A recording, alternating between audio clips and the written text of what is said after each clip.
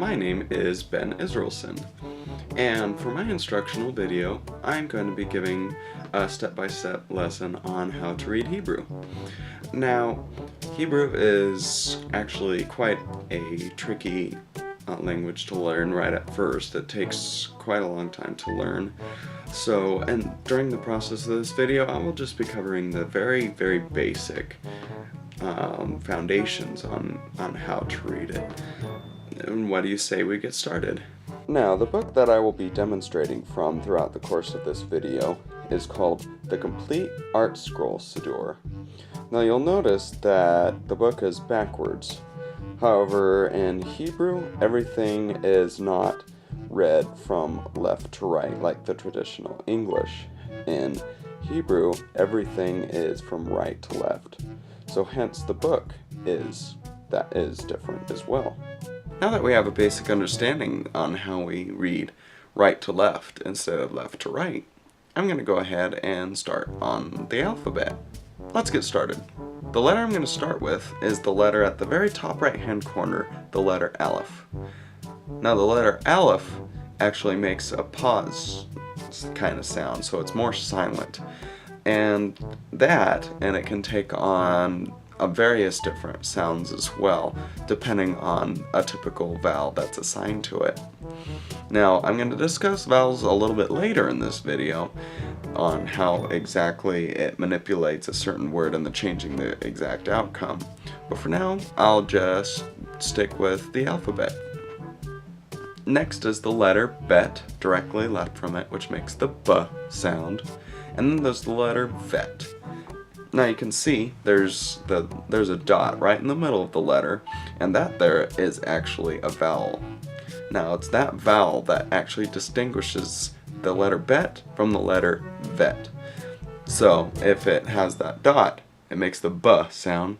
If the dot is not present, it makes the V sound. Next is the letter Gimel, which of course makes the G sound. And then there's the letter Daled, makes the D sound. And then there's Hey, which makes the H sound. And then there's the letter Vav.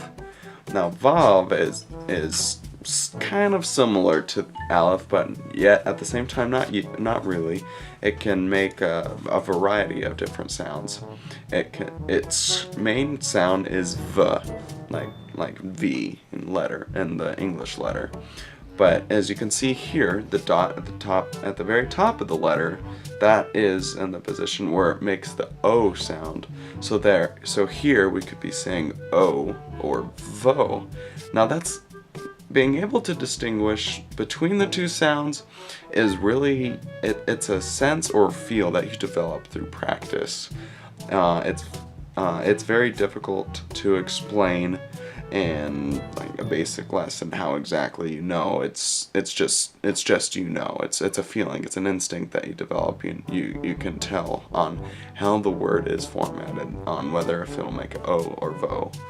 And if that dot was at the very middle of the letter, kind of like the letter Bet, it could make the U or VU sound, or it could also make a V sound if it had the right vowel to it. But now I'll move on to the letter Zayin. Zayin makes the Z sound. And then there's the letter Chet. Chet is, now that's not to be confused here in the screen for Chet.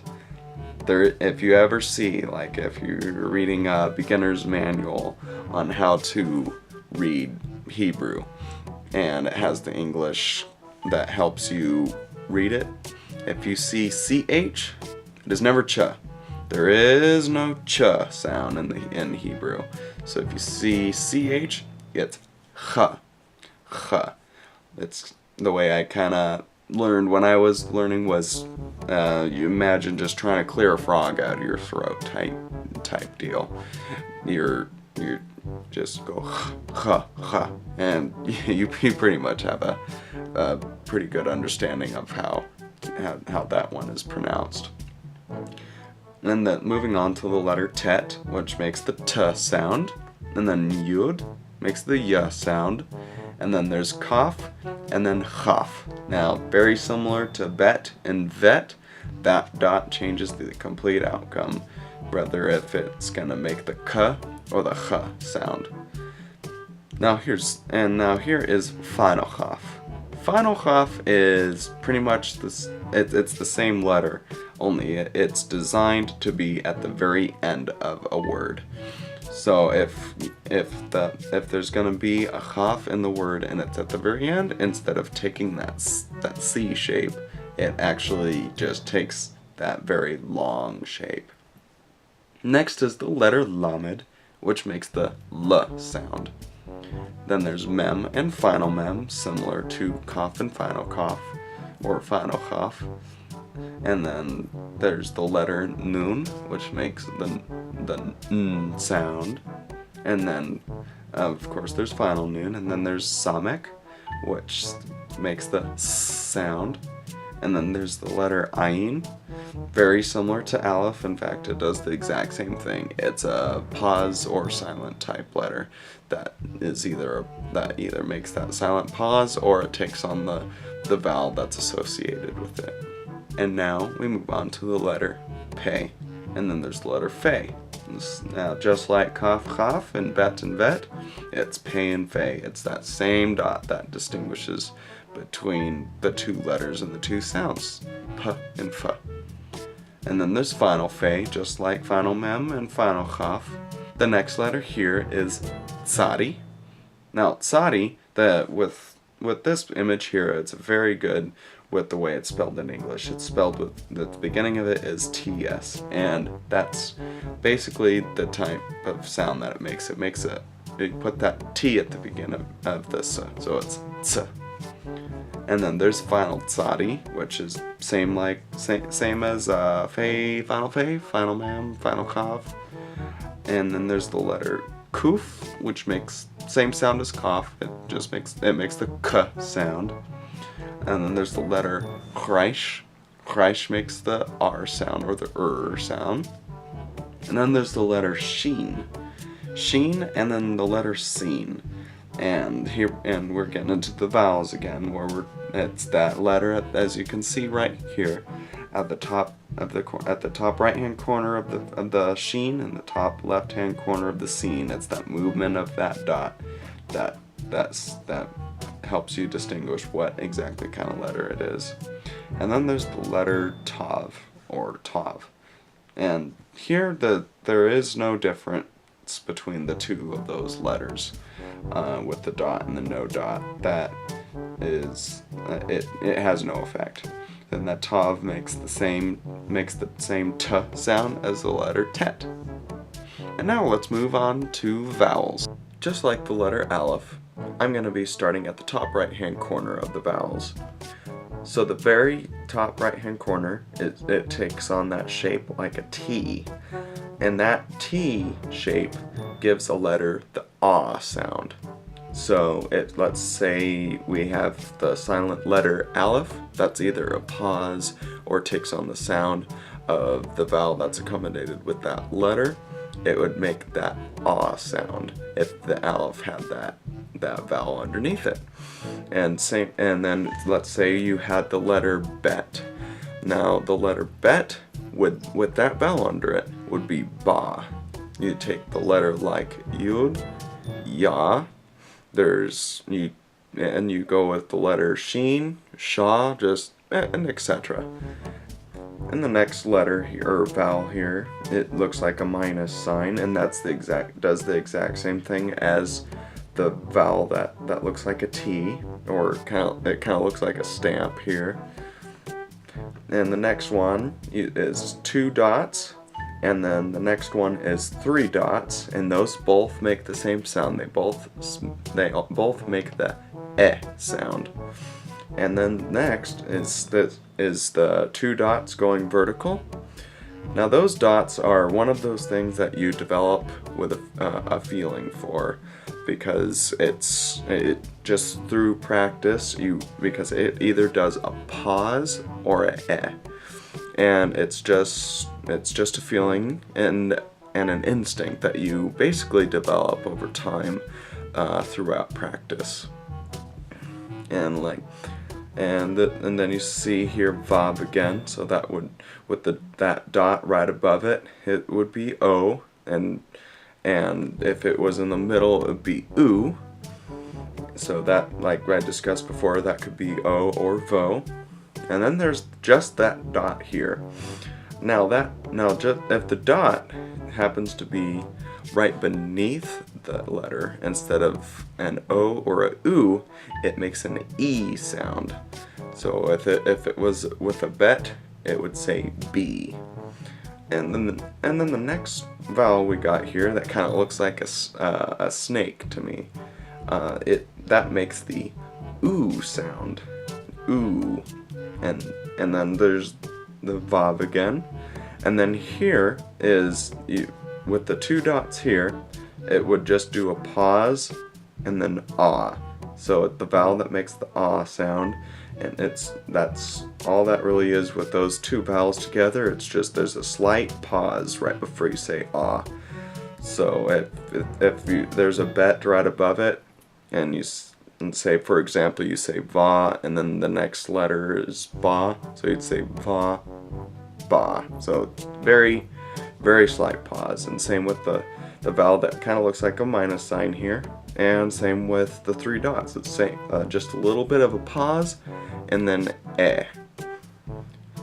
And from this point, that pretty much covers the basics of vowels. And now that we have a basic understanding of the alphabet and the vowels, what do you say we give it a shot and going ahead and reading a little bit? Alright, let's go ahead and start learning our first prayer called the Shema. Let's begin our first word here. Now you can see here, it's got the letter Sheen, because the dot is at the top right hand corner, not the left, not a scene. And then the letter Mem, and then Ayin with a pause. Now here we have the vowel underneath the sheen, so here it would either make a pause or an eh. In this case, it's going to make an eh sound. General rule of thumb, if it's at the beginning of a word, it's going to make the eh sound. So we have she, and then the vowel underneath the mem that makes the ah sound. So we have she, ma. Next we have a word that starts with the letter yud.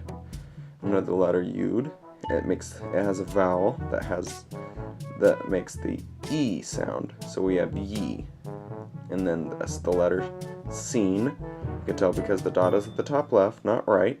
And then the vowel underneath it, here it's going to make a pause, not an eh. So I have yees. And then reish, with right underneath it, it's got the T looking vowel that makes the ah sound. So yees, ra, aleph with the vowel underneath it, eh. And then lamed, ol. So yees, ra, el. Yisrael. And then the next word. Now this is technically, in Jewish culture, too sacred to pronounce because it's the name of God. So here, we're going to use the word that substituted, Hashem. And the next word here starts with an aleph, and the aleph takes on the vowel that's underneath it.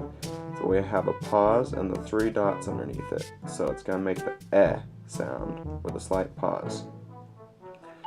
And the next letter is lamed, you see the vowel at the top left as it has that dot there, and here it's going to make the o sound. So lo, hello. And then we have the letter hey right next to it. And the letter hey, we have the vowel underneath it that makes the eh sound. So he, lo, he. Now next letter is a yud, and then a nun, and then a vav. Now with a vav, in this case, it's going to make a oo sound. So notice the dot's right in the middle.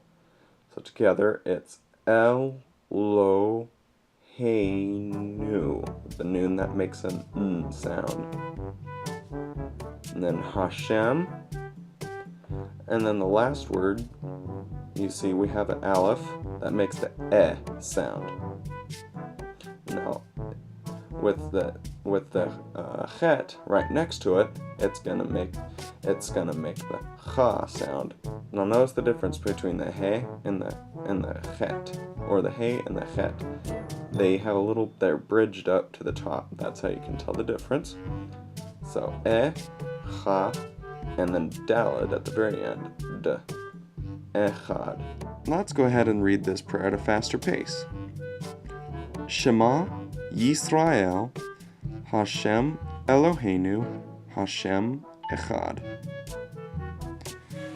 On this page here we have the translation. Hear, O Israel, Hashem is our God, Hashem the one and only. I hope this video is very informative and helpful for you in case you were ever thinking of starting to learn Hebrew. Now, if I was unclear on anything as with this video, that just didn't make sense, feel free to message me. My email was at the very end of this video, and feel free to message me with any kind of questions. Now myself, I'm still on a learning curve with learning Hebrew. Like I myself am still learning how to translate certain words. There's some words I can translate, some not so much. I can read a lot of words myself, but as far as of what some of them mean, not exactly sure. Thank you for watching my video, and I hope you enjoyed it.